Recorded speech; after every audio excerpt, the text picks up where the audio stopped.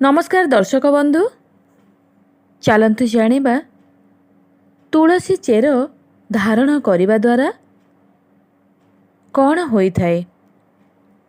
गरुड़ पुराण, पद्म पुराण एवं स्कंद पुराण रे तुलसी गछर अनेक महत्व विषय रे कुहा जायछि।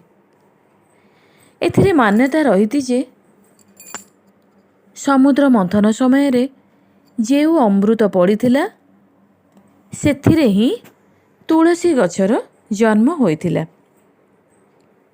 सबु हिंदू धर्मर घर अगणारे तुलसी गछ निश्चिंत रही थाए। तुलसी गछ को नहीं किछि खास उपाय करी आपण निजर भाग्य बदलाई पारिबे। तुलसी को मातांकर आख्या दिया जाइछि एवं तुलसी गछरे साक्षात भगवान विष्णु वास करती। प्रत्येक दिन माता तुलसींकर दर्शन कले पूरा दिन मध्य भलरे कटि थाए। सकाळ एवं संध्यारे तुलसींकर पूजा कले सबु पाप नष्ट होई थाए। तुलसी को पूजा कले आध्यात्मिक ज्ञान वृद्धि होई थाए।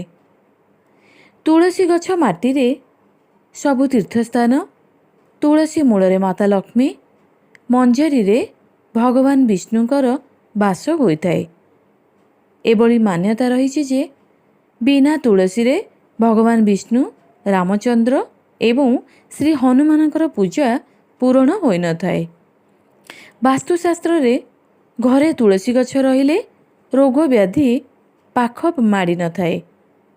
तुलसी गछ सुखी गले घर उपरको कौनसी बड़ समस्या आसिबार सूचना मिली थाए।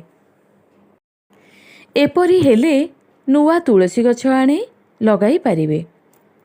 विपद आसिले माता तुलसी सेही विपद को निज उपरको नहीं जाती।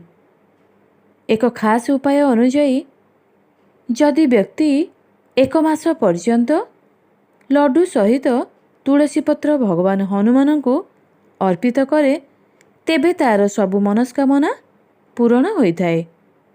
जदि आपण तुलसी गछ मूलर अल्प माटी, सुखी जाइथिबा पत्र एवं मंजरी को स्नान करुथिबा जलरे मिसाई स्नान करुचंती तेबे आपणक जीवन रे समस्त दुख दूर होइजिवो।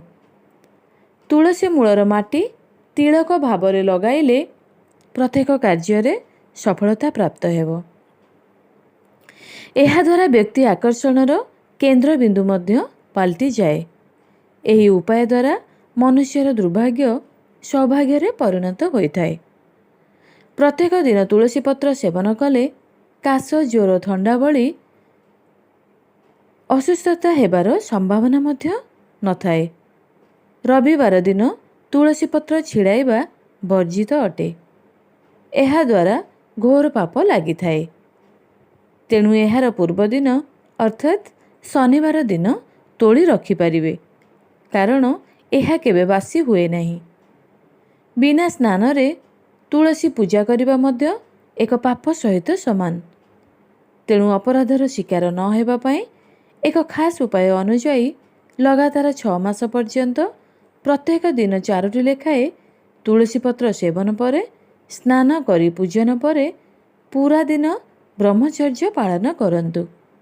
एहा द्वारा 8 प्रकारर सिद्धि प्राप्त होइथाए। एही अष्टसिद्धि द्वारा सबु असंभव कार्य मध्य संभव होई पारे। एही गुप्त उपाय द्वारा आपण निज जीवन को बदलाई पारिबे। भूत प्रेत किंबा नजर दोष समस्या थिले तुलसी गछर चेर को रूपा ताबिज रे पुराई नाली सूतारे बेकर धारण करंतु। एहा द्वारा सबु नजर दोष एवं भय दूर होई जिवो।